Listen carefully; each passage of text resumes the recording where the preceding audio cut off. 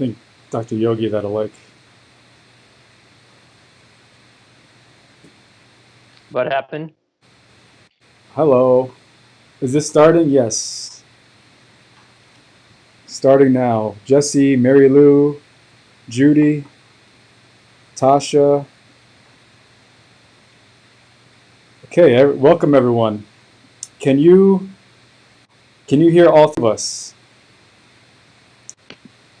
Hello, hello. Good evening, everyone.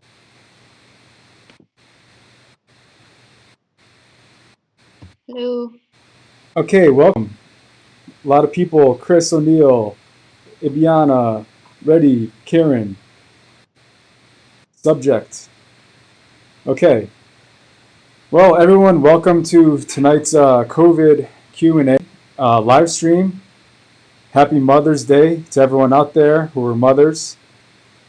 And this Mother's Day is a special live stream because we have a special guest with us today. Her name is Dr. D. She's a pediatrician, and she is the sister of Dr. Yo. So lots of brain power in that family. And before we get started with this, I just want to make sure everyone can hear us all good. So I'll let Dr. Yo talk and just let us know if you can hear all three of us. Yep, well, welcome everyone. And as Dr. Mike just said, happy Mother's Day to all the mothers out there. And so I'd like to introduce my sister, Dr. Dharshini Yogendra. We call her Dr. D. She's a board-certified pediatrician. She has a master's in public health. She's a certified public health specialist. And she's going to be taking some of the questions about public health, pediatrics, and COVID-19. She's got a little presentation. Dr. Mike and I will be taking questions. So if you guys want to have some follow-up questions to what we're discussing, feel free to chime in. The format today is we're probably going to spend the first session of this with Dr. D going over pediatric questions. And then after that, we'll kind of open up the forum to some of the other topics we want to discuss this evening. So with that being said, I also will highlight that this is something that Dr. Mike are planning on doing, is getting guest specialists and experts in the field of medicine, health, and fitness, so that we can also talk about not only COVID-19 topics, but other pathologies and other things going on in the world. So Dr. D is our first guest of this series. So thank you, my little sister, Dr. D. So we open up the forum to you. All right, great. Thanks, guys, for inviting me to be here. It's exciting to be able to talk about the pediatric world in relation to COVID, and there's been a lot that's going on, so it's great to be here. And for the most part, COVID has been found to have mild symptoms in kids. That's what we've been finding for the most part. Of all the cases that have been tested in the U.S. For kids, people under 18, we've only have about 2% of confirmed cases. That's pretty consistent with what's been going on in the rest of the world. And China reports less than 2.2%. Italy says about 1.2%, and Spain is 0.8% of confirmed cases in pediatrics. And that's all per the CDC. And most cases that we've been finding have been like regular upper respiratory infections, fevers, cough, congestion. They get better in a couple of days. And we've been seeing kids overall doing pretty good. Having said that, we do need to investigate it more. It hasn't really been studied so much. The NIH just this week has announced that they're going to fund a study, a prospective study, looking at kids and their development of COVID over the course of about 6 months. So I think, and they're also studying kids with allergies and asthma as well. So I think that study is going to give us a lot of answers going down the line as to COVID in children, the development of it and all that. So something to look forward to down the road. But recently, and most concerning, we've been hearing in the news about reports from hospitals across the world, in the US and countries in Europe, about this very serious illness that is being called now pediatric multisystem inflammatory syndrome. And it's novel, it's brand new. It's not like anything we've really seen before. And it's basically showing that the body in the pediatric age group is having an overwhelming response to some sort of a trigger. And basically what they're seeing is it's kind of an overlap of a disease that we have been seeing for a while in pediatrics called Kawasaki disease and toxic shock syndrome. And these children are exhibiting characteristics and presentations kind of like a spectrum. that overlap between the two of them.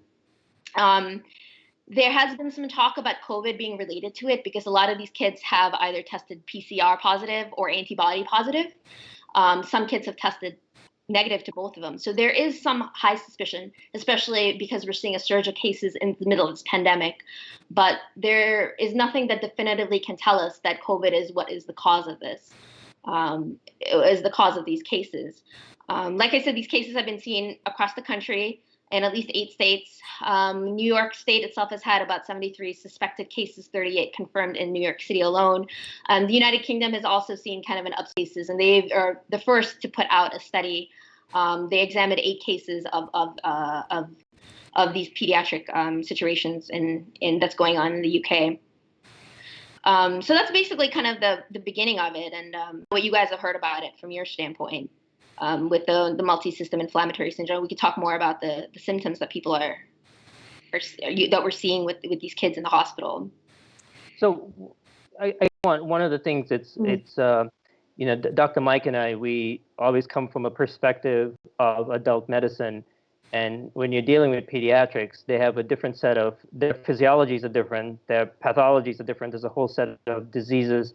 We are actually, like you said, hearing a lot about this Kawasaki disease. Can you tell us a little bit about what is Kawasaki? Have you seen it in your career? Like, how common is it? Yeah. And why is there? And what are some of the things you're seeing with COVID-19? Like, why are some people suggesting it's Kawasaki's versus something else? Right. So I think at first people were thinking it was more Kawasaki's, but as we've seen more information has come out, especially with these cases that have come out in England and the United Kingdom has really been, they put out statements and things about their criteria, and I'll go over that in a second. They've been saying it's not just Kawasaki, it's kind of a combination of Kawasaki and toxic shock syndrome. And so to talk a little bit about Kawasaki, we have known about Kawasaki since about 1967. Started out in Japan and eventually has spread, and we've been seeing it around the world as well. We don't know what the cause of it is, but what it really is it's a febrile illness. It's an illness with a fever and vasculitis as well. So generally, these kids, they start out with having a fever for a few days, and then they have certain criteria as clinical presentation that they meet. And there are 2 types of Kawasaki that we think about. There's the typical classic presentation, and then there's something we call atypical or incomplete Kawasaki, which is similar to the typical presentation, but also very, very different at the same time. And the classical presentation of Kawasaki is greater than or equal to 5 days of fever, and 4 out of the 5 clinical criteria, which includes bilateral conjunctivitis, that means redness of your eyes without any sort of exudate, that means there's no white stuff coming out of your eyes, a rash, very non-specific rash of varied types, can be macular, papular, can be erythema multiforme, lots of different types of rashes, adenopathy, so cervical lymph adenopathy, that means your lymph nodes right here are swollen, sometimes painful, usually unilateral, that means it's only one side, and some sort of oral mucosal involvement, like you could have a strawberry tongue, you could have redness of your mouth, you could have dry cracking lips, and you could have, and then the final criteria is extremity involvement, so that means swelling of your extremities, edema of your extremities, and later on we see desquamation. That means basically the skin is sloughing off of your under your nails. That's a later finding of that. So those are basically the criteria. To get the typical presentation, you need to have fever plus 4 out of the 5 symptoms. An atypical is a little bit different. There are certain, depending on your age, it's a little bit different, and then you do need clinical markers to kind of verify that. The interesting thing about Kawasaki is that it's a diagnosis, it's a clinical diagnosis. So there are no lab values that we can take that say, yes, this is definitely Kawasaki's. You kind of have to take a constellation of symptoms and have it supported with inflammatory markers like CRP and SED rates as well to kind of support that this is what's going on. So that's essentially what Kawasaki is. We've been seeing it for a long time. I myself have seen them when I was in the hospital setting, and I've taken care of kids in the outpatient setting who have recovered from Kawasaki. The treatment for it really is you get admitted to the hospital and you get treated with aspirin and IVIG, which is an antibody. And the most important concern for it is that it can affect your coronary vessels. It can weaken your coronary walls, developing and kids sometimes develop an aneurysm with that. And so it really needs to be caught very early. It needs to be treated pretty aggressively as soon as possible with IVIG. And these kids end up needing serial echoes to kind of monitor their coronary vessel development. Generally, kids do pretty well. The mortality rate is really low. It's less than 0.5%. And for the most part, if they get their treatment, they tend to recover pretty well. So that's Kawasaki. But so, Dr. D, I gotta call you doctor instead of my nickname for you. My nickname for my sister is Lucy, but everyone in the family is calling her. I love to call her Dr. D for the session. Okay, so just got a question here. Someone asked BDEGRDS. He asked, he or she, I'm sorry, asked, could COVID trigger Kawasaki disease in children? Really, I guess also, I guess my follow-up question would be, can viral infections trigger Kawasaki? Do they know what the triggering factor is? That's a great question. So we don't know what the triggering factor is for Kawasaki. It's been studied for decades now, and we still don't know a definitive reason as to why Kawasaki develops. There is kind of a suspect for an immune complex situation going on, and the suspicion is there is some sort of a viral influence into Kawasaki's. So that is the high suspicion for it. So that's why even though they say it is a diagnosis of exclusion, you have to rule out every other possible cause. They're also saying if someone tests positive for a respiratory illness, that doesn't necessarily mean that we can rule out Kawasaki. So viral infections are suspected to be a trigger for this. But again, we are not 100% sure. That's still under a lot of research. And it's very similar, all these vasculitis, and there's lots of different kinds of vasculitis. And the way that Kawasaki relates to, diseases in the adult population with different vasculitis is a lot of overlap, where you have certain parts of the body become more inflamed than others, certain organs are affected more than others, and there's lots of variable presentations and lots of variable disease severity. So antiphospholipid syndrome also has some overlap with this, where you have the patient's antibodies are some antibodies are forming against the phospholipids in this syndrome, and these patients lots of patients do take aspirin. Some patients are on Coumadin or another blood thinner as prophylaxis of developing clots and whatnot. So again, all these different types of vasculitis or vascular problems have a lot of overlap, and even there's some overlap in kids. Now, Kawasaki's doesn't affect adults, but it affects the kids. And why kids and why not adults, or why some diseases adults and not kids? A lot to be learned there. Another similarity is with antiphospholipid antibody syndrome. It's also felt to be initially triggered by a viral infection, whether that's HIV or a different virus. Lots of different viruses have been shown to have some kind of triggering effect for the antiphospholipid syndrome. So could it be the same thing with Kawasaki? There's a good chance that it could be. A lot of this hasn't been proven, but speculated. Right. So in addition to that, sorry, go ahead. No, go ahead. No, I was going to say, so what we're seeing with this COVID is that a lot of these kids are also, so first to say this pediatric multi-system inflammatory syndrome, like I said, is kind of a spectrum. It's an overlap between Kawasaki and shock. So these kids we're also seeing are going into shock. So they're needing to have, they're needing to have blood pressure support and respiratory support as well. And so that is what the concerning thing is with the pediatric multi-system inflammatory syndrome. It's not always straightforward Kawasaki. There has been a few documented cases of straightforward Kawasaki. I think there was like a 6-month-old child from California who was treated in the typical Kawasaki way, who tested positive for COVID as well.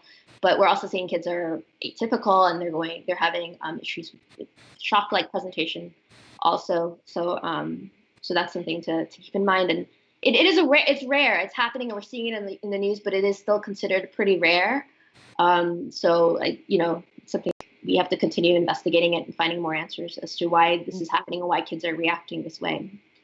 Now, we were talking before we got online. You've seen Kawasaki before. How, in the ER or pediatrician, pediatric emergency room docs, how quickly are they able to identify? Is that always high on a differential list because it is such a sort of rare? Yeah, it is always on the differential list for sure. If we can't find a source of the infection, it's always really high on our list as pediatricians. We always quick to consider it. One of the mainstays of treatment for this is a rapid diagnosis and treatment. Ideally, with Kawasaki's, we want to start IVIG within 10 days of onset of fever to prevent coronary vessel involvement. That has been proved to decrease the chances of that, and preferably within 7 days of fever. So we are quick to diagnose, and it's always on our diagnosis list, our differential, for sure. Now there was one case report, I think it was a 6-month-old, or I forget how old the baby, I think it was a 6-month-old, that didn't have from Stanford University, that didn't have any coronary sequelae from the infection. Yeah. How, do you need to have coronary involvement for a confirmation? Is that one of the things in the criteria, or? No, it's not one of the criteria. You can still have Kawasaki. Okay. From my understanding, I'm not a specialist. I'm not a rheumatologist, a cardiologist. From my understanding, no, you don't need to necessarily have that to have the diagnosis. So I think there's a question someone had was on my end here is, has there been any contact between children with Kawasaki's disease? I think it's, I think maybe the question is, can someone with Kawasaki's disease pass it on? No. I think that might be the question. It's not contagious. No, it's not contagious. Okay. So I know one of the things that Dr. Mike have been getting, and guys, if you have any questions about Kawasaki's, you can still feel free to chime in. Dr. Mike and I will try to ask Dr. D those questions on Kawasaki. But one of the things we've been getting the last couple of weeks is issues with pediatrics, and especially for the parents, grandparents out there, even for some of the school teachers who've been getting some questions. Dr. Mike and I, we were talking about, some of these questions can be a little challenging for us adult medicine doctors. What are some of the major sort of topics you would, you want to identify in terms of things that parents, grandparents, teachers, people in the community should know about kids and COVID-19? Yeah. That's a good question. I mean, I think the most important thing is to know when to act. You need to know when to be concerned, and to know what your resources are around you as a parent. Reasons to be concerned as a parent, and reasons to maybe go to the ER, reach out to your pediatrician right away. If your child is developing respiratory distress, if your child has severe pain, specifically abdominal pain or headache, if your child is not acting like themselves, they seem lethargic, they seem really sleepy, something doesn't seem right. They're having fevers for a prolonged period of time, something doesn't seem right to you. Go to the emergency room, reach out to your pediatrician. Those are really concerning symptoms that you should talk to your pediatrician about. And I add the prolonged fever because now that reported cases of this pediatric multi-system inflammatory syndrome, that's something that all us as pediatricians do have in our mind and a concern. So definitely, those are the things I think to really keep in mind. And remember, you have your pediatrician, you have concerns, something doesn't seem right, you know your kid better than anybody else. Call your pediatrician, talk to your pediatrician, let them know what your thoughts are, hear what they have to say about it. Remember, you have that resource. Even offices are closed, most offices are available through televideo, telemedicine. It's a great resource to have a pediatrician to speak to, so definitely keep that in mind. That's one of the important things I would really stress. And in terms of, since you did mention about calling a pediatrician and maybe even going to the emergency room, yeah, I know some of the questions I've gotten from parents and even some of the teachers is, how safe is the ER? Can I take my kid to the ER? What are your recommendations? What is the public health departments and pediatricians around the country recommending? Yeah, I mean, look, if your kid is so sick and you have concerns and you feel like you need to take your child to the ER, take your child to the ER.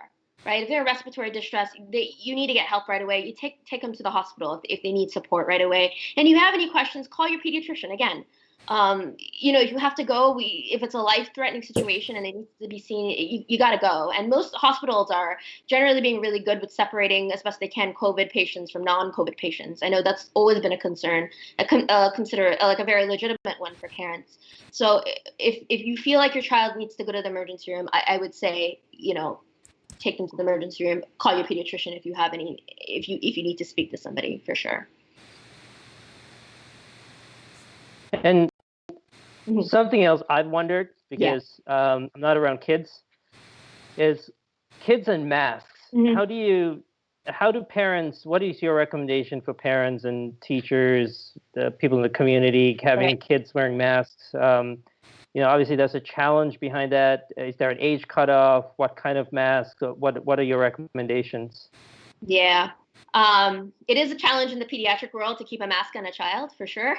It's hard for us as adults, I think, and for little ones to be having this on their face, it can be very irritating.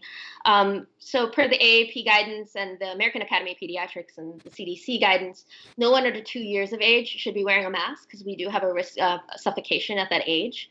Generally, we recommend cloth masks. Remember to wash them frequently.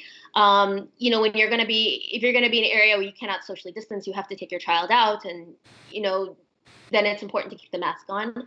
If you're going to be in an area where there are no people around, you're taking a walk in kind of a quiet area, no people, you don't have to keep the mask on at that time. But if you are going to be around people, they definitely should wear the mask. It is hard to keep a mask on a child. I completely understand that. I think it's important to sit down and kind of talk to the children. Some of them are scared to keep the mask on. You just can decorate the mask, maybe put the mask on together, look in the mirror, kind of discuss it. These are things that we can do, to help our little ones keep their masks on if they need to go out and wear the mask. So since we were also talking about the sort of the schools and ERs, there's obviously been, Dr. Mike and I would get these questions every day about things are opening up, and with the churches and businesses and sort of things that we participate in our everyday lives. And of course, schools are going to be, we're going to have to get the kids back to school. What are sort of some of the things that public health specialists are looking at and discussing? What are the concerns about the schools being open again? Right. Yeah.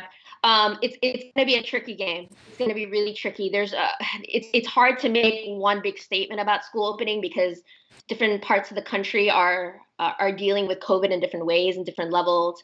So it's going to have to depend on local governments and state governments to how they're going to direct it. And they have to take a lot of factors into consideration, regarding schools. It's what's the infrastructure of the school, how are we going to have preventive measures, mitigation method measures going on? Are we going to stagger classrooms? Are we going to have kids wearing masks?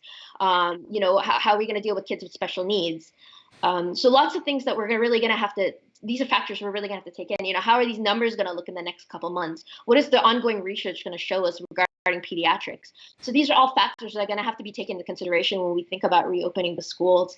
Special groups like athletes. How are athletes going to get back into working out? School lunches. How are we going to provide that? We need to be ready for possible intermittent closures if there is an outbreak in the school. So lots of things to take into consideration. It's going to vary from school, even from school to school, certainly from district to district and state to state. And I think we're going to have to wait for more research, more information to come out before a decision definitively be made. And that's also regarding summer camps, because I know a lot of parents have been asking about summer camps. Can we send our kids to summer camps? And I think summer camps are waiting for guidance from the CDC in terms of whether it's can be opened or not. So these are factors we really have to take into consideration as we think about reopening and trying to assume some level of normalcy in our lives again. But that's that. In terms of what's been going on, kind of taking it back to the multi-system, the pediatric multi-system thing that's been in the news a lot, we are waiting for CDC to kind of put out national criteria. And I kind of mentioned that UK's kind of been at the forefront of doing this. And they actually have a criteria that they're telling healthcare providers to look out for, to have a high suspicion of this really serious illness. Did you guys hear about this by any chance, about the criteria? You sent it to me. You want to just sort of point out what the United Kingdom is doing? What are some of the this is what they're telling the providers. They're saying there are three major things to look out for when to have a high suspicion of this of this syndrome. And basically, one is a child presenting with prolonged fevers, with inflammation. So they're measuring inflammation by inflammatory markers, like using CRP or white cell count or leukopenia as well. I'm sorry, lymphopenia. And then they're saying to look for evidence of single or multi-organ dysfunction. So either like cardiac involvement or GI involvement, something like that. In addition to that, excluding any other microbial cause for the fever. And three, they're advising that PCR testing can either be positive or negative. So they're not even really taking that factor into consideration. And so a lot of places around the country have also kind of been looking for that as the leader into considering this syndrome when they're seeing patients in the ER or even an outpatient for that matter. So, and this has actually been presenting. It's interesting. I've been reading a lot of stuff about how this illness has been presenting with severe GI distress, severe GI symptoms, which is very, very unusual. I mean, that's not what generally Kawasaki doesn't present with that so often. So it's interesting that severe GI symptoms has been a big issue, pain and severe diarrhea as well. So I always thought that was interesting. And the onset of this presentation is much older in Kawasaki's. We generally see Kawasaki's in a much younger age group. We're actually seeing teenagers who are having the syndrome also. Dr. D, I very want to. interesting things, all new to us. So much research. There's so much we don't know. We have more questions than we do answers right now. So there is a lot of research that's going in towards this, which is reassuring to know. So hopefully soon we'll have more answers so we can. Dr. D, I wanted to ask you, is the pediatric societies, are they considering more testing for stool specimens for PCR if they're having more nausea, vomiting, diarrhea? Yeah, so there was a study that just recently came out, I think like in the last week or so, when they saw that COVID could be shed through the fecal from feces. They haven't put out any guidelines in terms of testing stool. I have not heard of anything like that, not to my knowledge as well. Okay. But that is something that should definitely be, I think, considered in the long run, especially since we're thinking that this is actually a late reaction. We're thinking this is a post-inflammatory reaction. We're not thinking it's an acute reaction. It's like what they're finding is these kids are getting the syndrome weeks after having any sort of symptoms, like 4 to 6 weeks, I think was the average that the UK found. I think I read somewhere. So definitely if this is kind of a post-inflammatory response, that means after they've recovered, then definitely examining stools might also give us some answers as well, I think. So yeah, because I know they've isolated the RNA. They haven't isolated the virus, but they've isolated the RNA from stool specimens. Same thing with blood specimens. And this is adults I'm talking about. And then there are studies that have shown with electron microscopy, which is super, super, super up close, talking nanometers here, where they actually could show the virus in the kidney cells. So we know that it travels through the bloodstream, and we suspect that it gets into the GI tract, at least in some people, because for one, there's ACE2 receptors in our gut, and two, we have seen RNA from some stool specimens. So on top of that, when you have some people who are presenting with nausea, vomiting, diarrhea, abdominal symptoms, I would be surprised if some people aren't getting GI infections with this virus. The question becomes, well, if they do get it this way, does it get into the bloodstream through the intestines? Or does it only get into the bloodstream through the lungs? And that's to be determined. But a lot of, like you said, a lot of papers coming out. And then the other thing that you hit upon earlier is, well, are we having way more infections in kids and we're just not realizing it because they seem to have less severe disease? So does that mean that there's so many kids who have it who most of them aren't manifesting symptoms? Right. Very possible. And we look forward to that study to come out. Yeah, I think that study from the NIH is going to give us a lot of answers. So definitely, I wish we didn't have to wait 6 months for these answers, but I guess. So, Lucy, a question I had is there was a question I got was sort of any long-term complications from Kawasaki. What is the concern? What do pediatricians have concerns with any patient that has Kawasaki's? What are some of the long-term things, and is there a mortality you're concerned about? With Kawasaki's alone, generally the thing we're the most concerned about is the involvement of the coronary vessels. So those kids have to get serial echocardiograms to kind of monitor them for a period of time to make sure that they don't develop that, because they can develop that over time, even with treatment of IVIG. There is a small 3 to 5%, I think, percent of the population who can develop coronary vessel disease. So that is the biggest concern, just to monitor basically the effects of coronary vessel damage. In terms of mortality, again, it's really low for Kawasaki's. I think it's 0.5% of mortality, and that very, very tiny percentage, they die from acute MIs, but it's very small. I mean, I personally have never seen a case like that. So low mortality rate. Generally, kids, they do okay with Kawasaki's, but they do need to be monitored from a cardio standpoint. Yeah, there was also another question. I guess someone had asked was long-term concerns with COVID-19 and pediatrics. I guess we probably don't. It's very difficult because we also don't know that about with adult medicine. I know with the first initial SARS and especially with the MERS coronavirus outbreaks, one of the long-term complications was fibrosis of the lungs, which when they looked at CAT scans of patients, follow-up CAT scans, that was very noticeable. Anything with pediatrics that you're hearing? I know, again, like I said, it's probably too soon to even understand long-term sequelae, but anything that concerns pediatricians now? Anything with the lungs, the heart, or? No, nothing that I've heard of. Again, all this time we thought it was mild symptoms with kids, and for the most part, it is mild symptoms with kids. Kids have generally done pretty well, so there haven't been any long-term concerns. Not right now. But like you said, we are learning more about it pretty much on a day-to-day basis. Every single day, there's something new to pay attention to. So as of now, not to my knowledge. Okay. But I guess maybe my another question that we had was, if you have a child that has COVID, has been tested positive, a lot of parents have asked us, what are some of the things they should do at home, or what are some things you would recommend if parents have a COVID-19 positive baby, or a child? It's a baby too. Yeah. It's tough. It's tough. You have to take care of your child, right? Your child can't take care of themselves, so you have to take the precautions for yourself. I would recommend you assume the family has been exposed, so I would tell the family to self-quarantine and, take the precautions to stay indoors as much as possible. Lots of hand washing.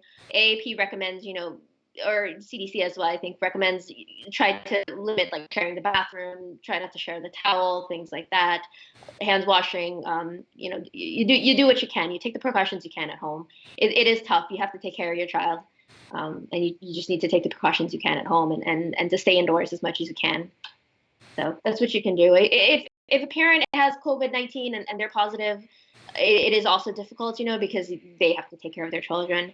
If there's another caretaker in the house as well, maybe you could shift to them to taking care of the child. It is a tricky game to figure that out, and speak to your pediatrician about that also to see what they have to say.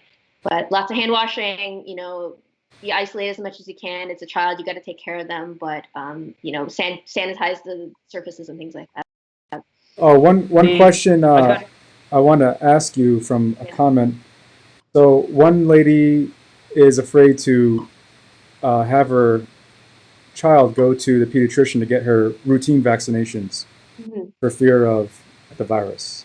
Right, yeah. What is your thought on that? So it depends on the age of your child. I think the younger your child is, if they, you don't want them to fall behind on their vaccines. Again, depending on the area that you live in, it's what I would do, because there's so much variety going on in the country in terms of outbreak and the prevalence of the disease. I would reach out to your pediatrician and ask them if they would like you to come in, or if they think it's okay for you to hold out on. It depends on multiple factors. Again, the age of your child, how far they are in their vaccine series, and kind of the resources your office can provide. Some offices have a parking lot where you can wait in the office, and then you can wait out in the parking lot, and they'll call you to come in for the visit. So you come in for the visit real quick and leave. Not all offices have that kind of resource. So if you have that concern, call your doctor, see what your doctor recommends at that point. And I definitely, if your child's below 2, I definitely recommend, keeping up with those well child visits, so you don't fall behind on those vaccines.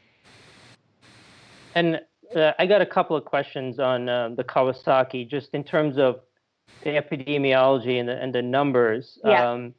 It doesn't seem like there are too many cases in New York, right?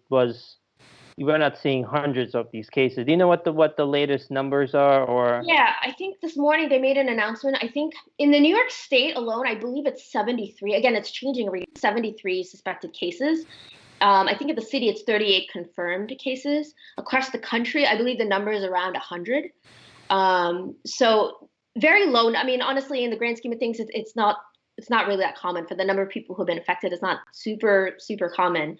So the numbers aren't really high. But we're gonna have to, if this really is a post-inflammatory response, we're gonna have to keep monitoring this, and to see where these numbers go.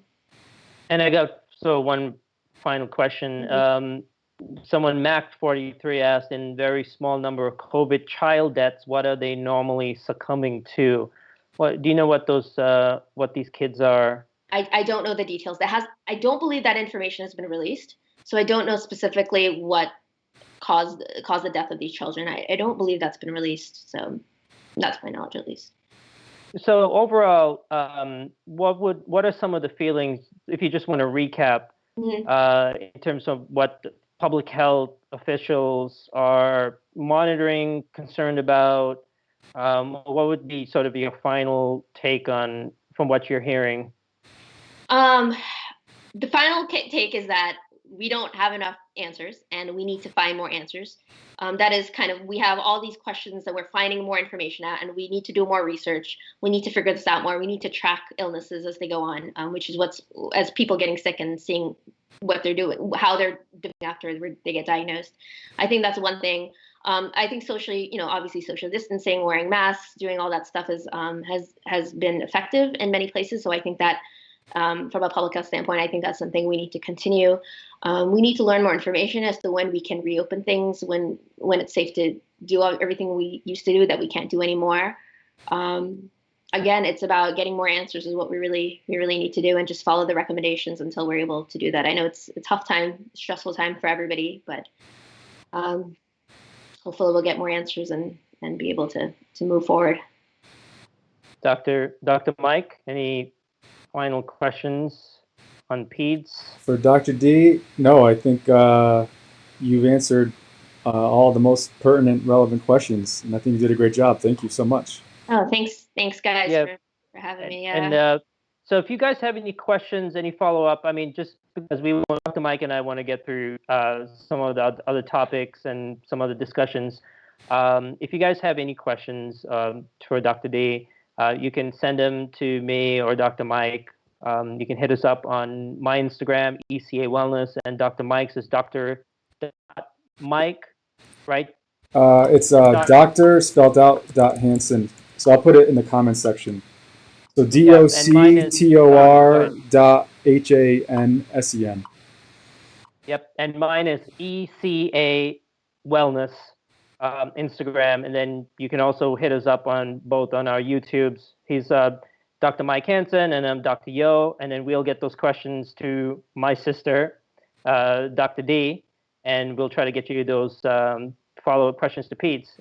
In the meantime, Dr. D, thank you for spending the evening with us. Thank you for inviting me, and it's great to be here, and hopefully we'll touch base again in a few weeks when we have more answers. You're welcome back anytime. Thanks, and a shout out to our mom for a Happy New Year. Happy Mother's Day. Happy Mother's Day. Oh my God, come on. She's watching right now. So. Okay. Happy birthday to her too. Why not? Oh, yeah. He had like 7. So yeah, all right. Okay, all right. bye guys. Thank you. Good night, Steve. Thanks. All right. Bye. All right. Bye Let's. now. I'm gonna shift gears. Okay, so we'll, like I said, any PEDS questions, we'll just message Dr. Mike and I, and we'll get you those answers in the next day or two. Okay, let's. All right, so I promised Chris that I would answer his question. He was asking about asthma and how that relates to COVID. Does that make you more or less prone to getting the virus? Does it make you more or less prone to having severe disease? It's a great question. I know when the virus was really impacting the United States in the beginning, Dr. Fauci got on the record of saying, yes, asthmatic patients are at higher risk. And I was thinking to myself, well, that very well could be a possibility, but that's not known for sure. And I think he was basing that on the assumption that people with asthma have more inflammation in their airways. But when the asthma is controlled, they might not necessarily have more inflammation in the airways. So we don't know for sure one way or another. Now, I will say this. There was some recent talk about a study that might have been done that hasn't been published yet, but based on what they're saying on this non-published study, at least as of right now, is that with asthma patients, there seems to be less ACE2 receptors. And if there's less ACE2 receptors, then that might mean that there's going to be less opportunity for the virus to invade the lungs. So we don't know if that's true or not. It could be true.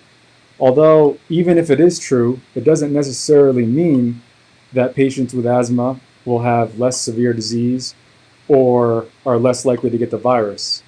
Again, the other factor you have to look at is inflammation in the lungs also plays a role in that. And so if people have inflammation in the lungs, whether that's from allergies, asthma, COPD, smoking, vaping, whatever, whenever there's that inflammation, we know that those people, generally speaking, are more prone to getting respiratory infections. So the bottom line is, what I recommend is people don't smoke.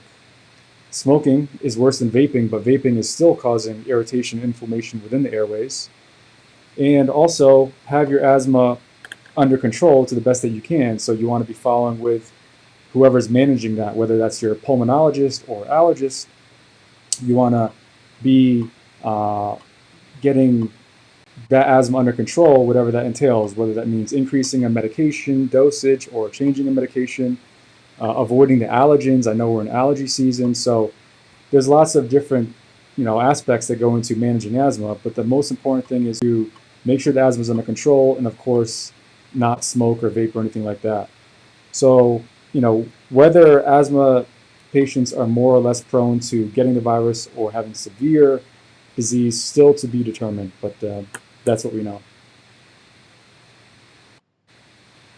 So we've been getting a lot of questions on famotidine and nicotine. I'm going to sort of tie those two questions together. Really, what Dr. Mike and I were talking about, we're seeing a lot of different correlation, and the goal is, as any good researcher in science, then to see if that correlation can lead to a real causation of and sort of linking both of the findings.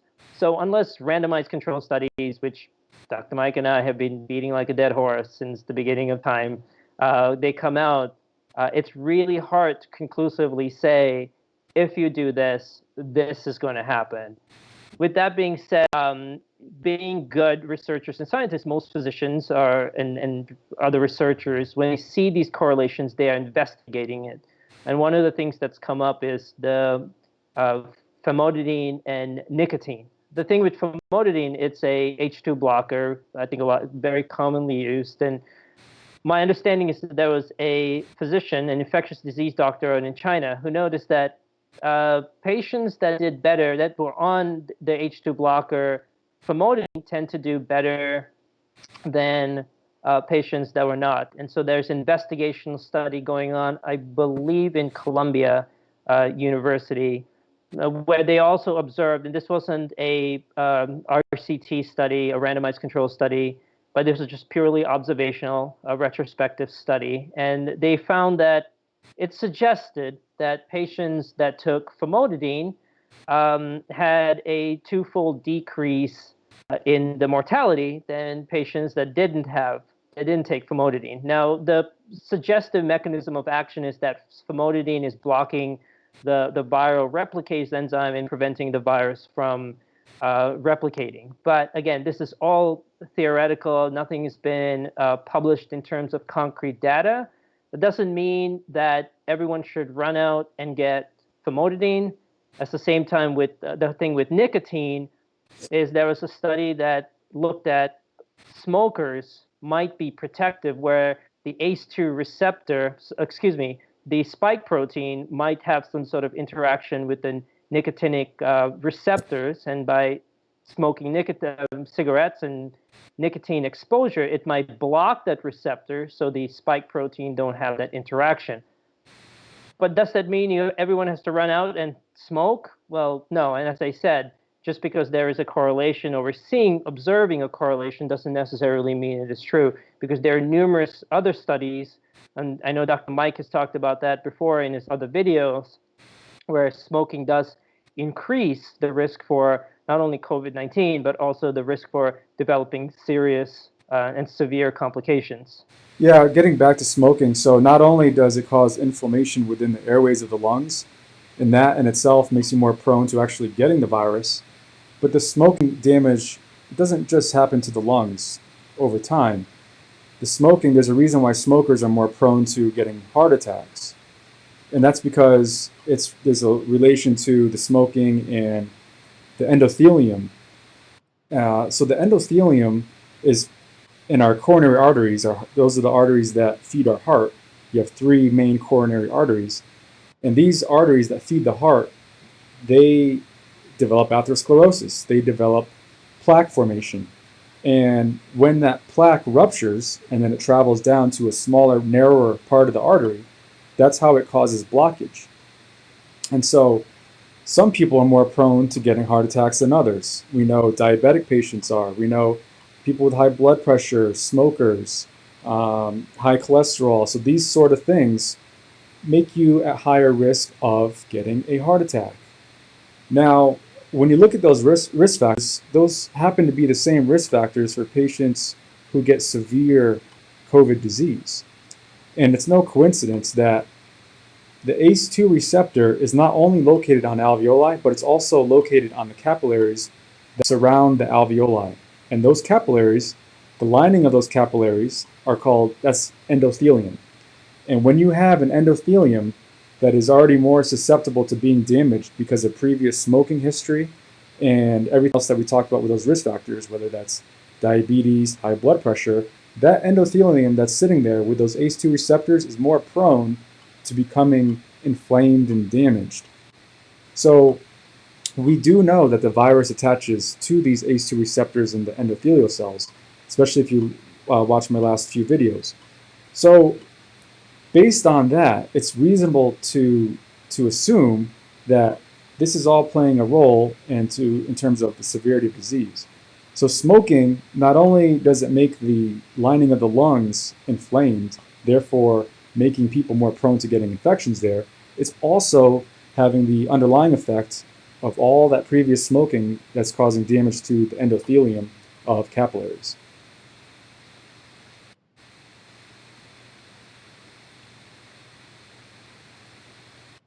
So the other thing that's been talked about in the news this past week was the llama. I think it's funny. Dr. Mike and I, we always laugh about some of these headlines that are in the media these days. It's, could the llama be the cure for COVID-19? And everyone runs and clicks on it. Could smoking cure you from COVID-19? Everyone clicks on that. It's all about clickbait, and it just drives us nuts. The thing with llama, we got a couple of questions on that.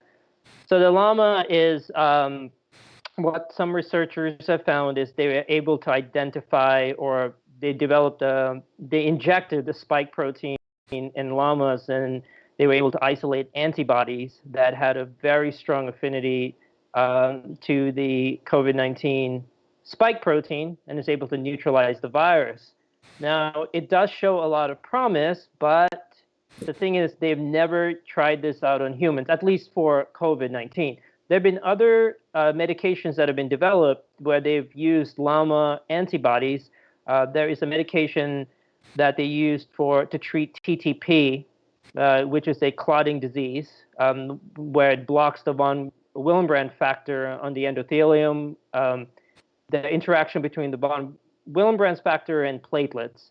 So they've used the technology or antibodies from llamas before, but for COVID-19, there are no human trials right now. So we're several years away from, first of all, even having the antibodies available for humans and even having them for making sure that they're effective. So it is great.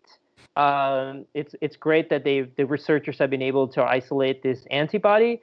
But in terms of clinical relevance right now in this pandemic, or at least in the next 6 to 12 months, it just doesn't seem like it's realistic. But it's an interesting story. Unfortunately, the media and the newspapers like to say that, yeah, we've got this llama antibody ready to cure or treat, depending on whatever word they want to use, for COVID-19. I don't know. What are your thoughts on that, Mike? Well, I know you were mentioning TTP, and someone commented about TTP. So TTP stands for thrombotic, thrombocytopenic purpura. What that means is patients get clots, and you get clots in these tiny little arteries, really capillaries. And what happens is all these red blood cells that are going through these capillaries, they end up getting hemolyzed, meaning they break apart, they break open. And so it's causing a hemolytic anemia in that case. Now, TTP, it doesn't cause elevation of liver function enzymes. It manifests in different ways. And really, the classic symptoms are fever, low red blood cell count, so anemia, low platelet count. You get renal impairment, and you also get some neurologic abnormalities. Not every patient gets all these things, but what every patient does get when they have TTP is the hemolytic anemia, and we diagnose that in part by seeing something called schistocytes on the blood smear. So when we draw someone's blood and we send it to the lab, we put it underneath the slide, and then you can see if there's fragments of red blood cells from broken up red blood cells. Those are called schistocytes. So they get schistocytes, and they also get renal impairment and low platelet levels. And so that's how you make the diagnosis. These patients with COVID are not getting TTP. We would know that they were getting it if we saw hemolytic anemia with evidence of schistocytes on the peripheral smear. So although it's confusing because there's so many different disorders that can cause clots, and this all is so new with the clots that we're learning about COVID-19, it does look like there could be a correlation with antiphospholipid antibody syndrome, but not TTP. Great. Mike, why don't we sort of shift gears a bit and kind of talk a little bit about bodily fluids. There's been things in the news about semen, and I think I also got another question from Fertique. Asked a question about there was a study in Italy where they isolated the virus in the peritoneal fluid. We've heard about the stool. Can you want to give us some insight on what some of these studies and what your thoughts are? Yeah, so I haven't seen all the studies on semen. You'll have to forgive me. But basically, we know that there's ACE2 receptors that are in the testes. And so we also know that the virus travels in the blood. We've literally seen the virus with electron microscopy in the kidneys. There's no way to get to the kidneys unless you're in the bloodstream. So the virus is traveling in the bloodstream, and it's going to whatever organs contain the ACE2 receptors. And that includes the kidneys, it includes the testes. So once it gets to the testes, it's not inconceivable that it could get into the semen, but there is that barrier, which I haven't remembered much since med school, but there is a barrier within the testes of what gets into the semen and what doesn't. So to me, it's not inconceivable that the virus is somehow getting past that barrier, perhaps the ACE2 receptors there, and getting into the semen. Yeah, I think you're right, Mike, about the immune system. I think there's something about the testes. I think it's protective or isolated. I forget what the word is. We're gonna have to look that up. Where I think probably the concern is, can these be sources of infection? But I think really the understanding is it's predominantly a respiratory virus.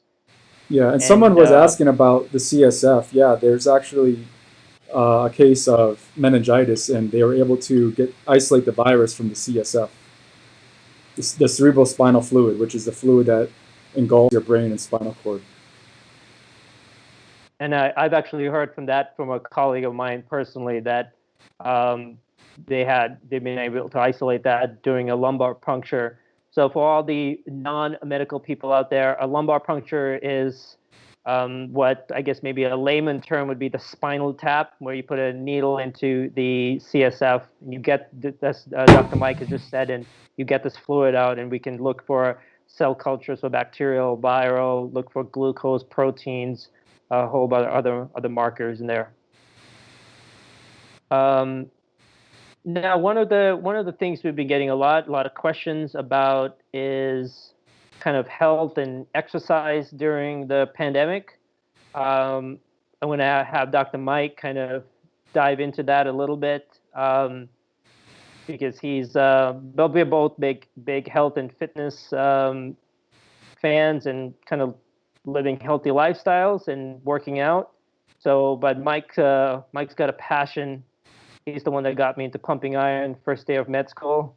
So, Mike, any thoughts you'd like to health and exercising during this pandemic? Yeah, so a lot of people throw out the term boost your immune system, but truly there is no boosting your immune system. Think of it as your immune system is your immune system, and you could have an impaired immune system or immune system that's not running on all cylinders. Think of it as like a car, right? If there's a certain part of your car that's not maintained properly, then your car might not run as good as it can or as good as it should.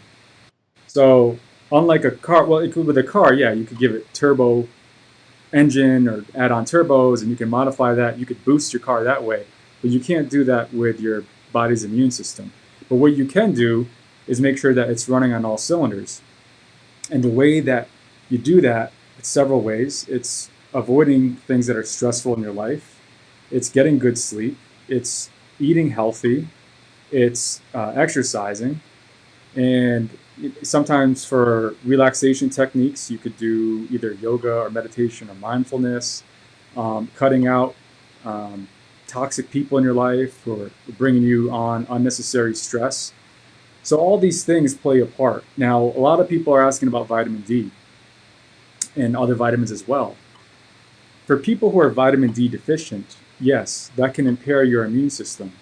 In order to make sure that it's running on all cylinders, you don't want to be vitamin D deficient.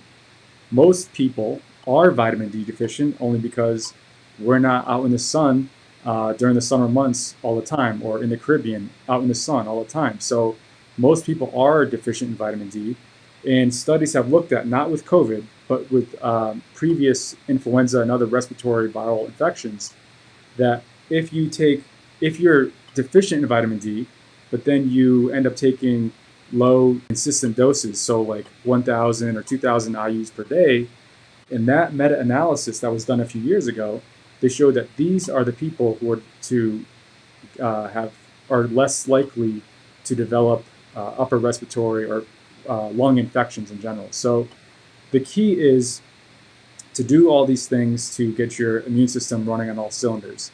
So it's all the things that I just mentioned. And when it comes to exercise during the pandemic, really it's just a matter of excuses, because for the most part, I think if someone's determined enough to exercise in a safe way, whether that's going outside for a run without coming into close contact with people, depending where you live, whether that's doing exercise workouts in your home. Pretty sure you all have internet with a cell phone, and you could even go into YouTube to look at home exercises. You don't even need weights for most of these things. So even if it's simple as, you don't have to be, training for World's Strongest Man or Mr. Olympia 5 times, 8-time Mr. Olympia. All you have to do is some kind of exercise, even if it's 20 minutes a day, 20, 30 minutes a day. Could be doing jumping jacks, maybe mixing up with push-ups, something. But there's definitely plenty of exercises that you can Google or go on YouTube and find. And depending on your exercise ability, depending on, do you have any medical conditions or problems with your joints or anything, find a workout that suits you best. But the main thing is just to do something. Something is better than nothing. Otherwise, it's really just not good for your body and for your mind when you don't exercise. So exercise, eating healthy, same thing. It's very important as well for your immune system. And like we talked about with all those other things, like getting good sleep, minimizing stress in your life. For most people, supplemental vitamin D. That's really the way you maintain your immune system to make sure it's running on all cylinders. Yeah, I think you brought up a real good point, Mike, about immune system. Now, if you go to Target or Walmart, you go to the nutrition section, they'll say boost your immune system. And it really, as Dr. Mike said, the best way to look at this, and this is what I tell my patients and the people that come to my wellness center, is you got to look at it as balancing your immune system. You're optimizing your immune system so that if you do get any sort of infection, your immunity, you've optimized it. And that's why most of us are recommending, if you are deficient in a vitamin or an essential mineral or a nutrient, to supplement that. But there's really nothing to suggest conclusively from any studies, so many medical studies, that taking high dose of vitamin D and vitamin C, high doses of zinc, is going to have any benefit. Is it going to harm you? Most likely not. But if it also gives some people a false sense of security by taking all of these high doses of these vitamins and minerals that really don't have any medical benefit. Now, I know that there are some on social media, they've talked a lot about how they've cured their patients. And this is not to say they're wrong or we're not criticizing them. It's just we don't see the actual studies that are showing it. It's like me coming right now and saying, well, I gave 100 of my patients some cocaine and I turned them upside down and they all got cured. So does that mean we give cocaine and turn them upside down?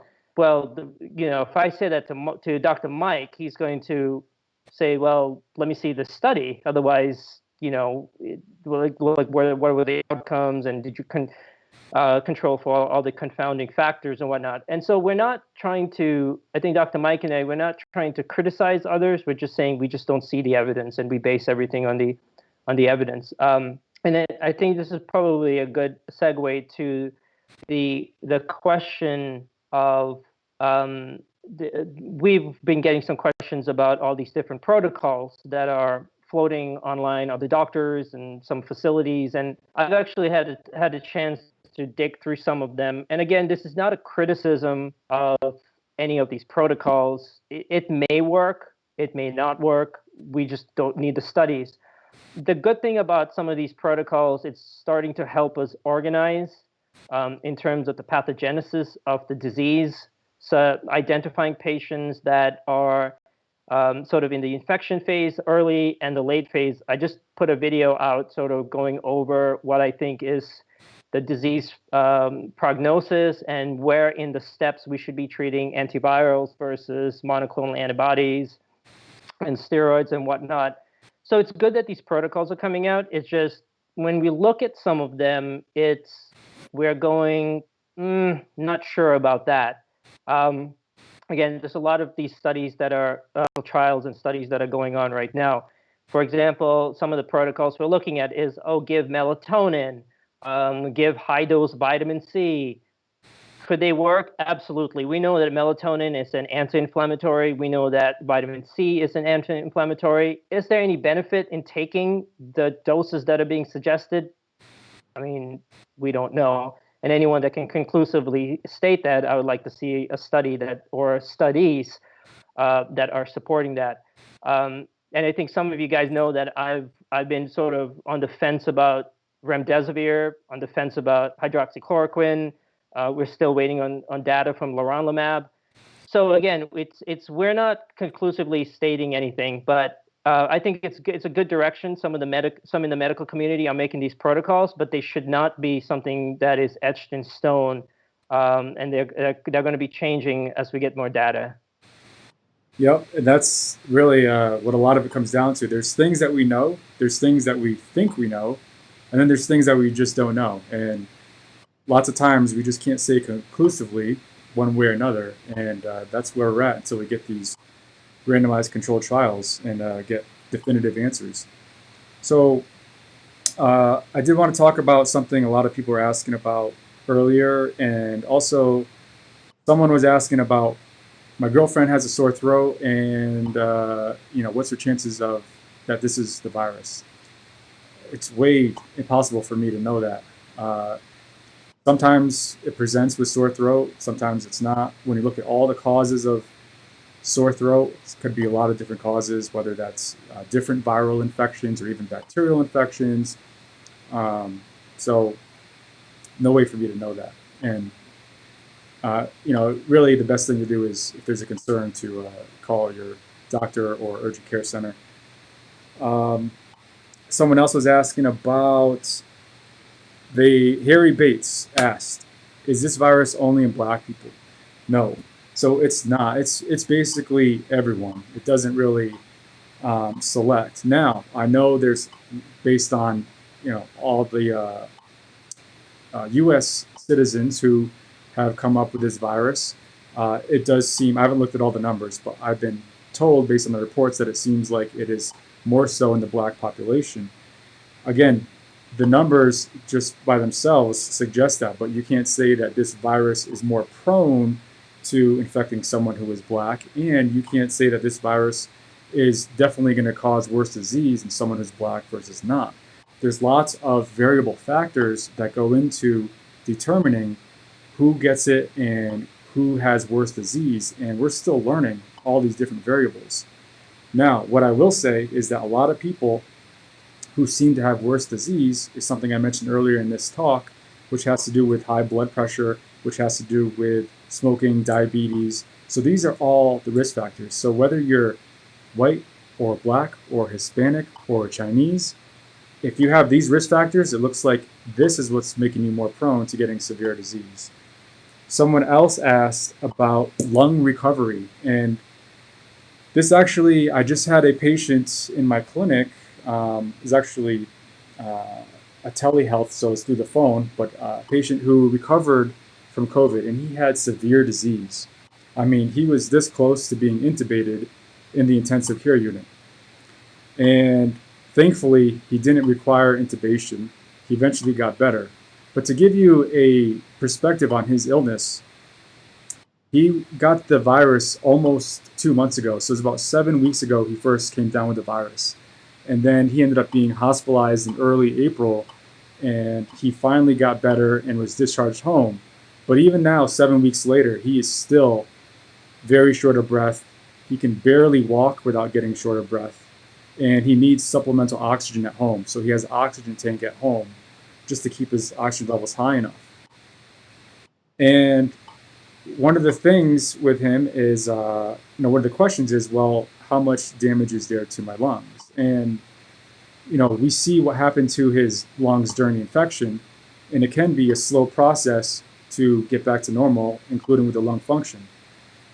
So considering that someone with COVID pneumonia, maybe or maybe it wasn't ARDS, these patients, even before COVID became a thing, we know that some patients can develop complications within the lungs after infection and inflammation, such as a pneumatocele. A pneumatocele is a fancy word to say that there's a cyst in the lung, and those cysts can sometimes develop fluid. Also, what happens sometimes after infections is something called an abscess. So just like an abscess on the skin, you get an abscess within the lung. And this is one of the complications that he had. Again, most patients who get COVID pneumonia or COVID ARDS, they don't have most of them don't have long-term complications, and most of them don't get pneumatoceles, and most of them don't get an abscess. It just so happens he was that unlucky to not only get the virus, but that unlucky to have severe disease, and that unlucky to have a lung process on top of what already happened to his lungs. So what we're looking for, besides pneumatoceles and abscess, what we're looking for is something called scarring on the lungs, or fibrosis. And we can tell when there's fibrosis, sometimes on x-ray, but even better on a CT scan. He did not have fibrosis that I could see on his CAT scan, which is a good sign. Lots of times with ARDS, they do end up getting fibrosis, but that's typically when someone has very severe ARDS, and even when someone does have severe ARDS, it's not everyone getting fibrosis. Or if they do get it, maybe just a little bit. So the long-term damage really comes down to the body's recovery from the virus. And we know that this can, in some people, it's taken 6 weeks to recover. Some patients even longer. Some patients 7, 8 weeks. It might not be 3 months until he's completely back to normal. And then that also gets into the question of someone else asking a question about, well, if you develop antibodies to the virus, like you get the virus and now you have antibodies, one, do you have immunity to the virus? And two, if you do have immunity, how long does it last for? So what most doctors will tell you, and what we believe, is that with most things, with most infections, you do have immunity to them, but that's not for every case. For example, with dengue fever, that's also caused by a virus. For whatever reason, those patients, they develop antibodies to the dengue virus, but they're not effective against that virus. For other coronaviruses, like the first SARS virus and other coronaviruses, we know that you can develop antibodies, but they don't last for that long. So this also gets into why coming up with a vaccine is so hard. So the answer is you probably have some immunity. Again, this hasn't been proven one way or another, but you probably have some immunity to this virus if you get it. The question is, if you do have immunity, how long does it last? And we don't know at this point. Mike, I just want to chime in real quick. You mentioned something about dengue fever. It's really interesting. I've been looking at some of the epidemiology of some of the other diseases that are taking on the world.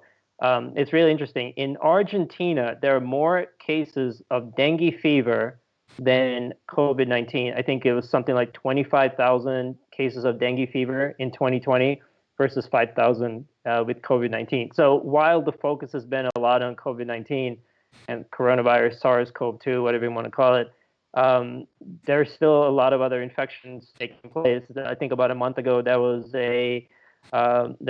some sort of swine or poultry influenza that was affecting a plant in South Carolina. There's been Ebola outbreak recently in Congo. So there's a lot of other news that's taking in place, and this COVID-19 is not the only infection. So I just wanted to kind of add that since you brought up dengue. Yeah, and one thing I forgot to mention that someone was asking about was, if you do get these antibodies, can the virus remain in the body, in the cells, in the same way that herpes viruses can be dormant? My answer on that would be no, because even with previous coronaviruses, we know that they don't lie dormant in the body. They cause infection and then they go. So,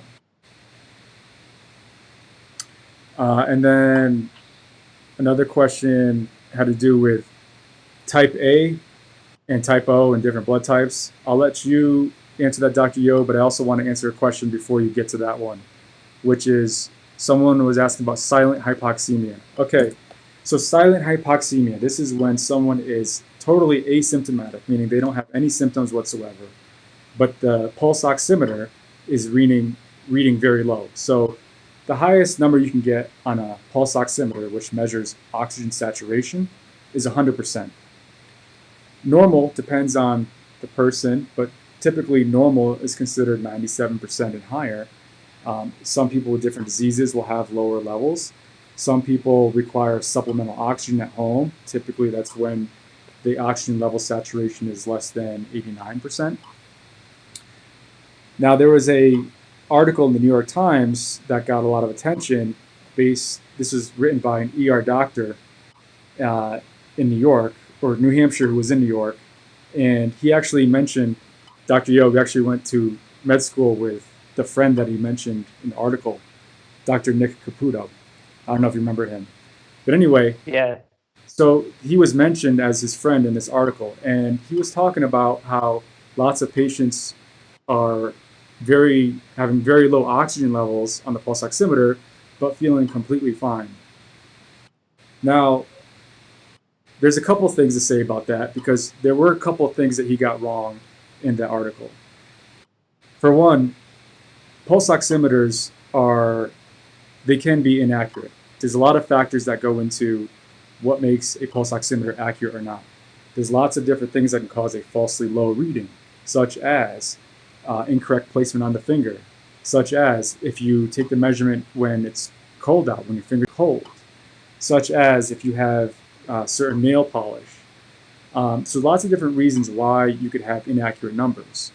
It also depends on the manufacturer, because all these manufacturers use different algorithms to estimate the amount of oxygen that's saturated within the blood, so the hemoglobin. They use two different wavelengths, and they have these algorithms to basically make that calculation to give an estimate. The other thing is, pulse oximeters are notoriously horrible at determining oxygen levels below 70%.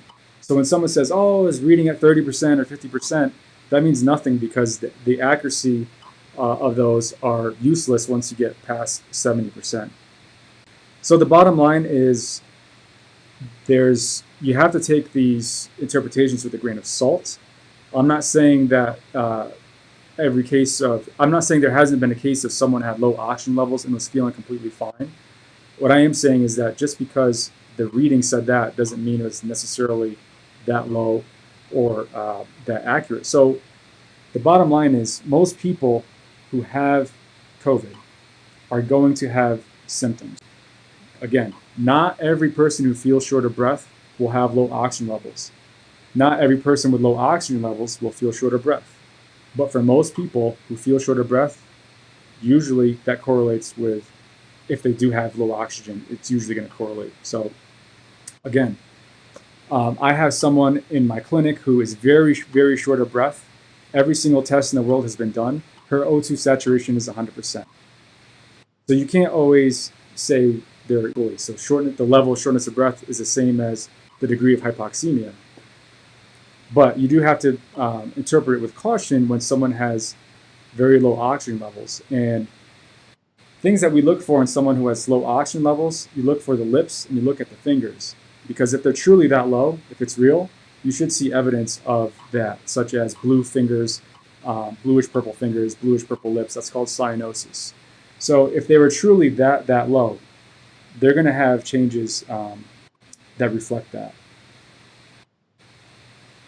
And Dr. Mike, great point about the pulse ox. As I went over in my video this week, I think it's very important we don't get caught up in solitary lab values and start chasing after solitary signs and symptoms, such as pulse ox reading is 100 or 99, patient is okay.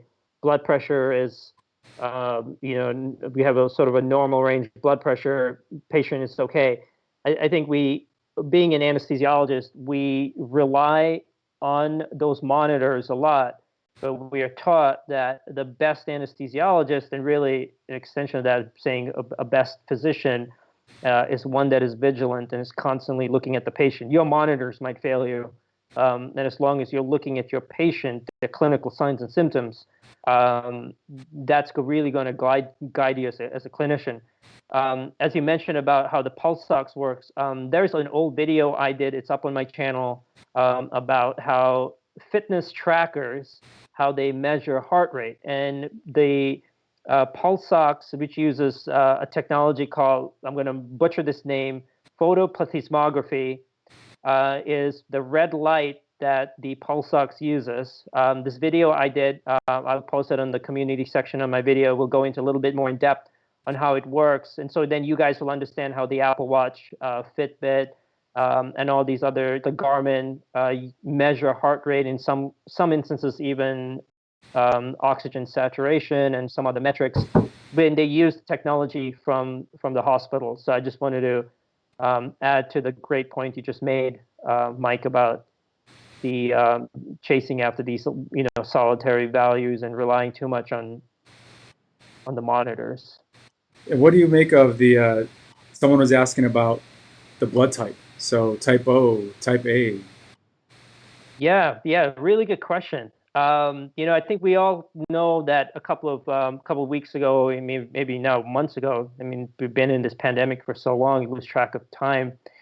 That type A people tended to have a higher risk of developing COVID-19 over type O.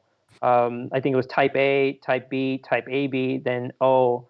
I think the difference between type A and O was, I think type A was 34% and type O was 23%.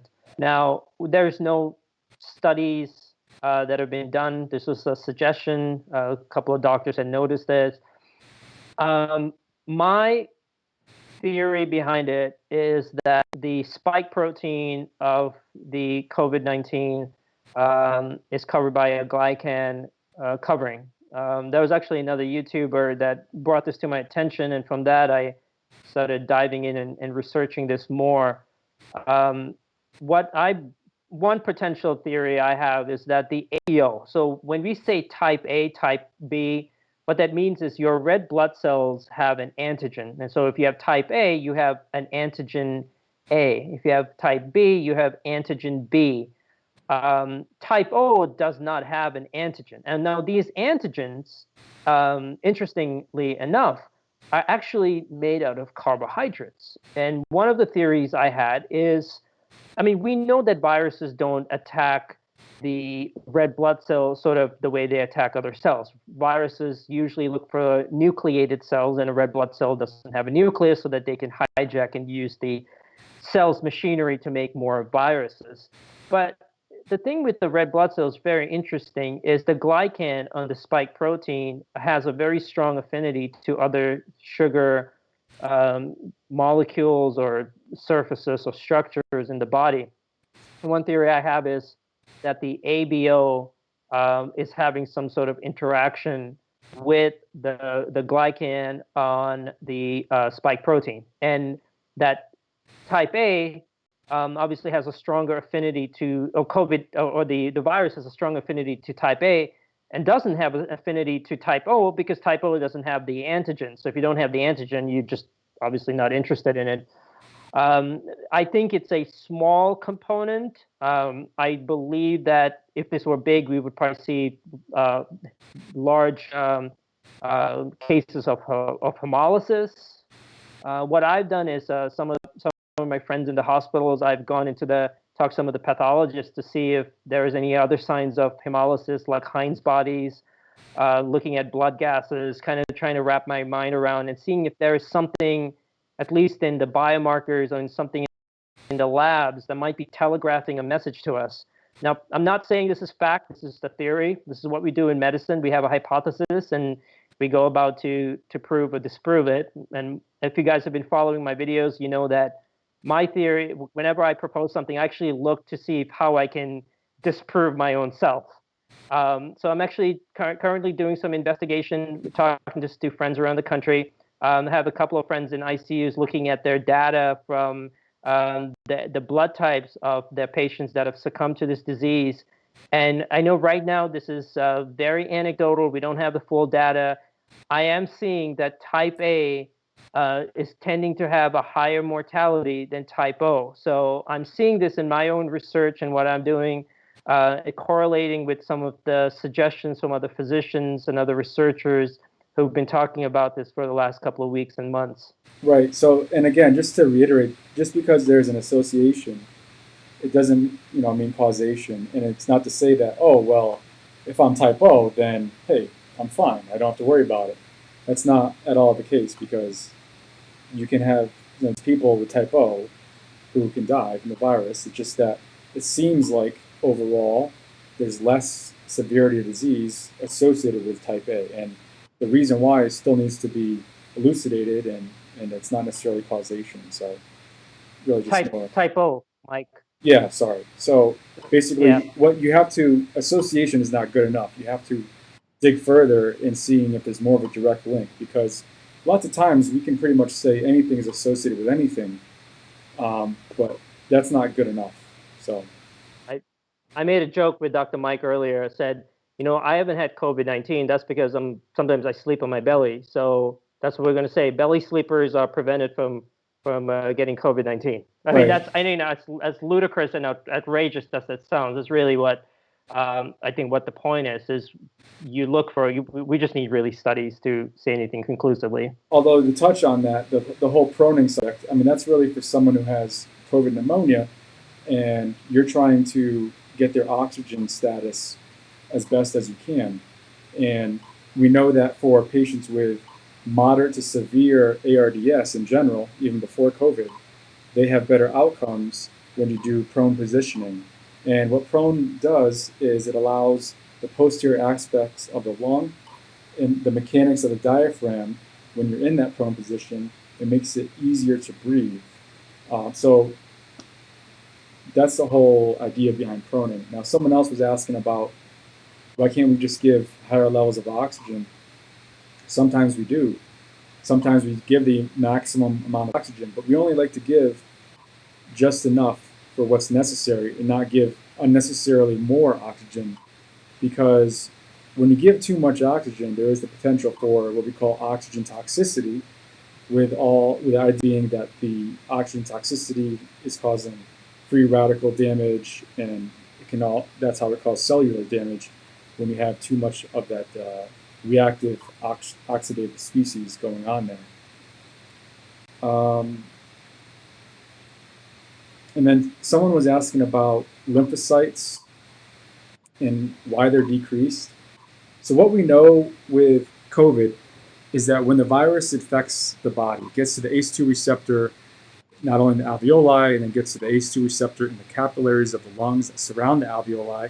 It's there that it's causing this endothelial damage, which is leading to more inflammation, for most patients, more clotting. And when that cytokine storm is there in that area, what happens is, it's way more complicated than this, but what happens is there's a chemical, a chemokine, which is basically a cytokine, that's called RANTES, RANTES. And I'll steal Dr. Yo's fine analogy here. He said, RANTES, it's basically like when you spray a perfume. Okay, so what it is when you spray a perfume, when you're right next to it, it's going to be super strong. But when you're further away from it, it's not going to be as strong. So what RANTES is the perfume. And what it does is it attracts CD4 and CD8 T lymphocytes. Okay, these are lymphocytes, part of our immune system.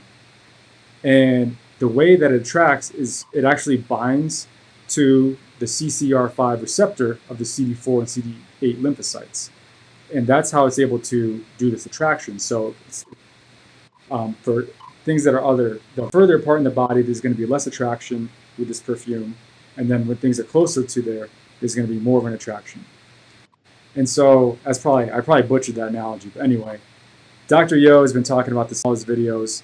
And when you block this interaction with the CCR5 RANTES interaction, that's one way to possibly slow down the severity of disease. And I'll let you touch on that, Dr. Yo. And but what we do know with the CD4 and the CD8 lymphocytes, these are low in patients with severe COVID. So when we do the blood work, we see that there's all sorts of things with the blood work, whether it's high D-dimer, high fibrinogen, low platelets, high CRP. By the way, these things are all non-specific, but these are inflammatory markers. They go up when there's lots of inflammation with the body. The other thing that we're seeing is, and this is all the way back to China, their studies, is that they had low CD4 and CD8 lymphocyte levels. And probably what's going on is these lymphocytes are going to the site of infection and invading there and participating in the cytokine storm. And because they're being so utilized or overutilized, the numbers in the bloodstream actually decrease. So Dr. Yo, I'll let you touch on RANTES. Yeah, that's great. It's a good segue into probably the one topic that I get emails and text messages. My Instagram is blown up, so everyone, thank you for reaching out to me. And the topic is leronlimab, Rantes, and Dr. Patterson's study. Dr. Mike and I, we talked a little bit about leronlimab and Rantes last week in our live video, so you guys can go check that out. I made a video on leronlimab. I also just posted a couple of days ago the actual mechanism, a stripped down version of what is going on with leronlimab and COVID-19. Now, with that being said, probably my next video is going to be on Rantes, and I will sort of tell you a little bit about how I started to get really interested in it. About 2 weeks ago, Dr. Patterson, in his from Cytodyn, he's the Incel DX virologist, someone whose work I've been digging into and just have a lot of respect for, came out and said that COVID-19 was a Rantes disease. And what that means is we know that we know what COVID-19, it's a virus. We know that mostly it's pretty much we can say that it is a respiratory virus, and that's the entry into the body. So it's a respiratory entry point, and that means to the mouth, nose, and eyes. But the early part of the disease, if you guys look at this last video I posted where I talk about sort of the pathogenesis or a timeline, the first, you have infection, and after infections, most, I don't want to say most, but a lot of people are asymptomatic. They're not showing any symptoms, but they still have the virus in them, means they're infected, they can shed and spread the virus. If you guys are basketball fans, you might know that Kevin Durant and Donovan Mitchell, Donovan Mitchell plays for the Utah Jazz, and Kevin Durant plays for the now the Brooklyn Nets. And it was interesting. They got on Twitter and they said the scariest thing about this disease is we didn't know we had the virus. The NBA did these testing. They were just sitting there playing video games and hanging out. So there's a big chunk of the population that are getting exposed and are asymptomatic, and they're still considered infected. And then another group of people will go to what I call is the early phase, and that's probably the first 7 to 10 days. And that's when the antivirals are believed to have the most effect. Like remdesivir, if you look at the studies, usually their effect is in the first 5 days. After day 5, actually, interesting enough, placebo has a effect than remdesivir. So you have to target those patients in the first couple of days for a medication like remdesivir, potentially even hydroxychloroquine if you want to add zinc or quercetin or azithromycin. They should be targeted early. I mean, that is really the suggestion. There's a lot of studies that are going into that to seeing exactly what the timeline is. But as the disease progresses and as your immune system gets fired up, we start developing the cytokine storms. And this is when the antivirals it's the virus itself is not really doing much, and it's the cytokines that are really taking over. And so what the cytokines are, it's like a revved up immune system. One of the major cytokines that have been studied extensively is interleukin-6. As I mentioned in my video, cytokines are like messengers. That's how the system communicates with each other. So we've been thinking it's interleukin-6, interleukin-1, tumor necrosis factor. And it's really interesting that Dr. Patterson talked about in his study, he just put an abstract out looking at the 10 patients at Montefiore Hospital, that it is a Rantes disease. And Rantes is a chemokine. And as Dr. Mike just suggested, it's like a perfume. So if you think about you're in one corner of a room, and you have someone there and they've got a heavy cologne or perfume, and you got someone else that is blindfolded, and you ask him to go closer to the person with the perfume, the stronger the closer they get to that person, the stronger the perfume is. But imagine now you put like clamps on your nose. Well, the person that's blindfolded is not going to know where the person with the perfume anymore. They're just either going to stay there or go somewhere else. And that's really what leronlimab is doing. Because if this is truly a Rantes disease, like Dr. Patterson as suggesting and showing in his paper, then by blocking the RANTES CCR5 receptor, and so the RANTES and CCR5, that's the receptor that complex, by blocking, or really the more correct term is by occupying that receptor, you are sort of mitigating that response. So all the other immune cells cannot come to the area of to worsen up the cytokine storm, and you can redirect those immune cells to go fight the virus. And that's why I'm a firm believer this is a cytokine disease rather than a viral disease. I know, that might sound a little confusing because you're going, well, this is a virus causing it. Yes, but what's making this, in my opinion, I believe the severe symptoms and why people are succumbing to the disease is the cytokine storms. And a lot of physicians, I believe, are not appreciating how serious cytokines are playing in the pathogenesis of this disease. And by quickly identifying when patients are able to go into, or getting into a cytokine storm, and start treating with these monoclonal antibodies like leronlimab or tocilizumab or saralimab, the patients could potentially have a better outcome. So that's a little bit about RANTES. I'm going to dive in a little bit more this week in a video where I'm going to go into kind of research and all these discussions about RANTES over the past couple of years. RANTES has been studied extensively for the past 20 years with HIV. So it's a chemokine we already know. What is also interesting enough is with leronlimab is that it is a cancer. Is actually used to treat breast and prostate metastasis. There are other cancers it has an effect for, but with breast and prostate cancer, it is having, the outcomes are great. I've actually sent leronlimab information to a couple of my hem-onc friends, a couple of my internal medicine friends. They've all come back to me saying, Ram, this medicine actually has a benefit for in our cancer patients. One of my colleagues, an old friend of mine from high school, she's an oncologist in the Orlando area. She's so excited to trial this on her hem-onc patients, for her breast cancer patients. She sees 90% of the patients she sees are breast cancer in her practice. We are working with another patient on getting leronlimab trial for her breast cancer. I'll keep you guys posted if on those stories. So it is showing a lot of promise. And like Dr. Mike and I have talked about, we don't have any relation with this company. We're not getting paid by them.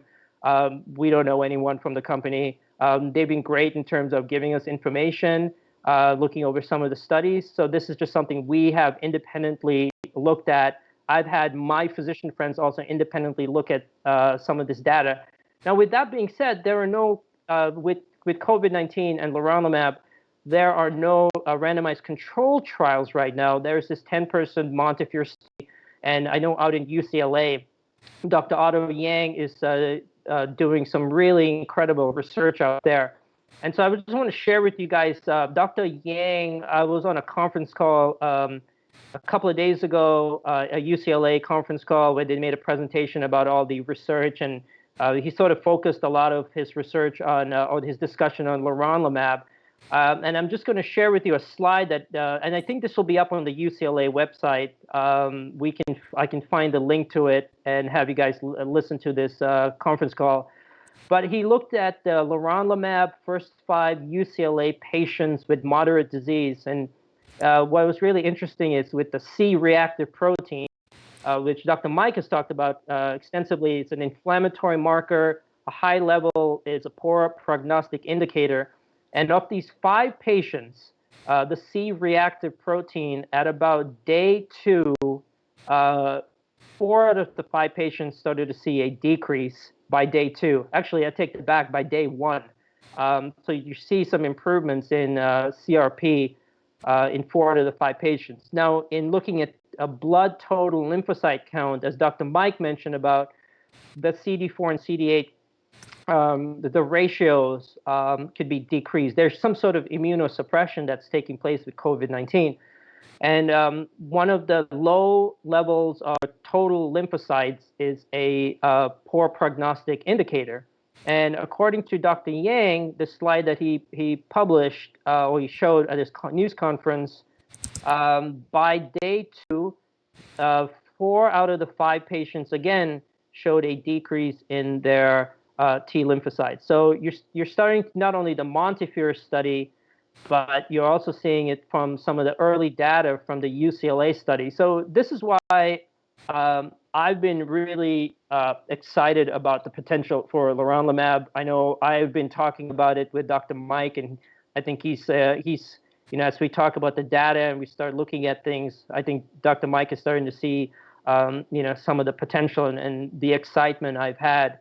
One of the things I noticed with my patients was they were not responding to hydroxychloroquine or remdesivir. It's we need something for late stage COVID-19. And I'm not saying leronlimab is the game changer. I'm not saying it's the magic drug, but it might be worth for a lot of physicians in this country, a lot of hospitals, to consider looking at it instead of the status quo, which is quite honestly not working. But also keep in mind that there's also other drugs that are looking at targeting different pathways in the pathogenesis. So remember, the virus, when it enters the alveoli, that's the first step of the virus. That's how it's gaining entry. And then it uses the ACE2 receptor along with another chemical there to actually get inside the cell. Then once inside the cell, it replicates, and then it gets outside the cell after that, where there's more viruses. And then they go on to invade the ACE2 receptors in the endothelium, which is talking about the capillaries of the lungs that surround the alveoli. And within this whole process, there's different areas that can be targeted for drugs. So for example, we know that with the virus and the ACE2 receptor, that the virus downregulates the ACE2 receptor after it infects that cell. And then because of that ACE2 downregulation, that impairs the local angiotensin 2 pathways, with angiotensin 1.7 not being made as much, not as much angiotensin 1.9.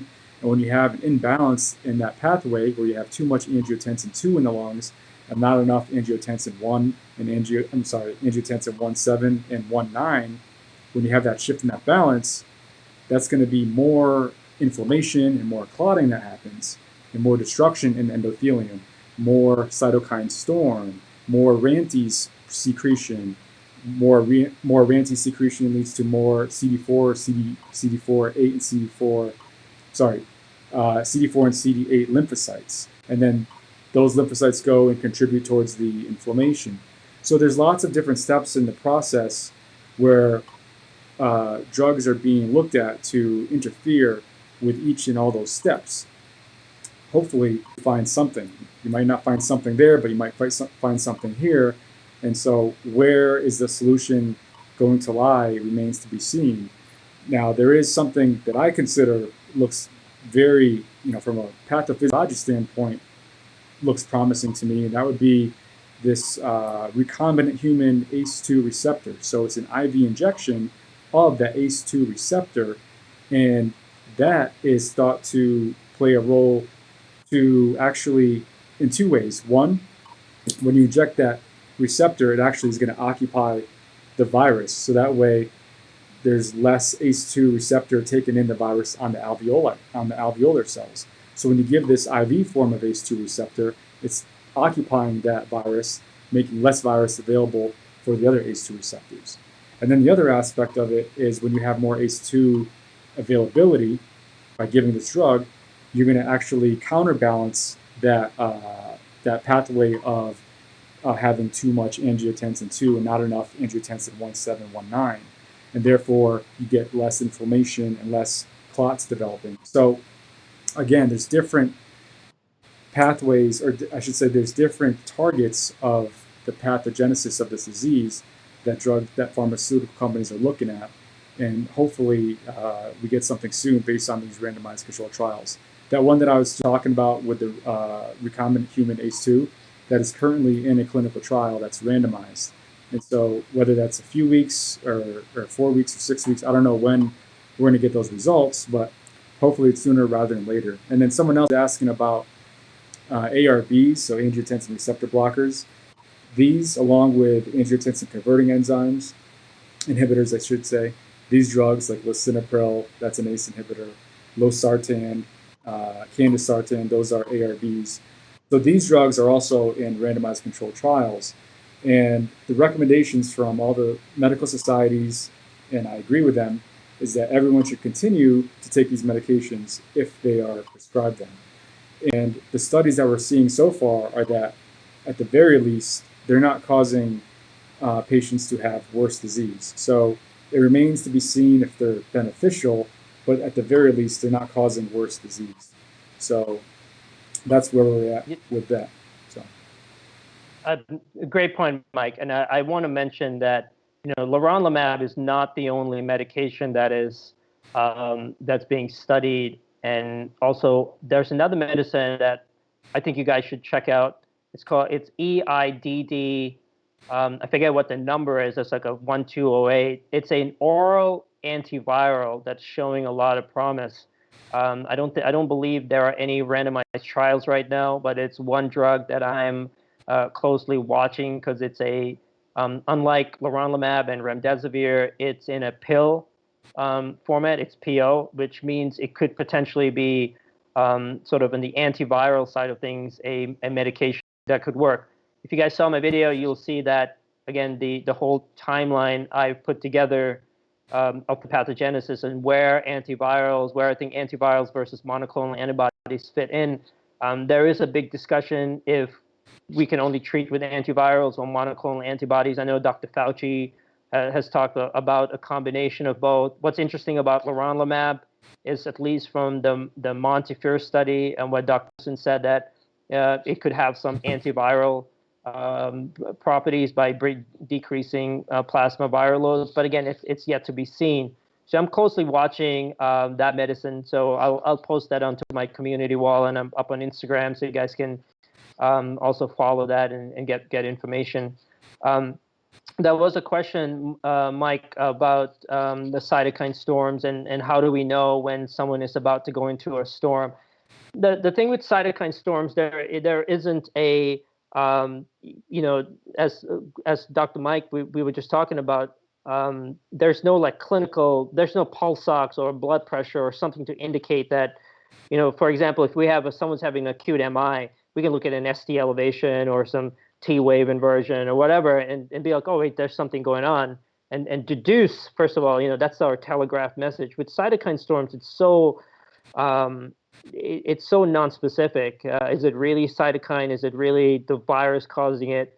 One of the things I've been advising my friends to use is using liver enzymes and kidney function as two of many metrics that are biomarkers that I'm looking at as a sort of guide. What I've sort of seen is patients that start to show signs of increased AST, ALT, BUN creatinine, decrease in urine output, those are early signs of going into a cytokine storm. If you have listened to my videos, I'm a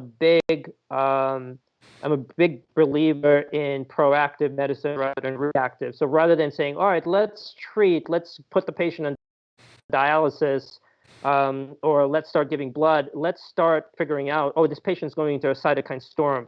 What are those biomarkers? I'm not saying only look at liver and renal enzymes, but also let's look at metrics, IL-6, RANTES, CRP, ferritin, whatever we want to do. And the challenge for researchers and physicians is actually putting a way to quantify the risk and to say, okay, this patient is more likely going to develop cytokine storm.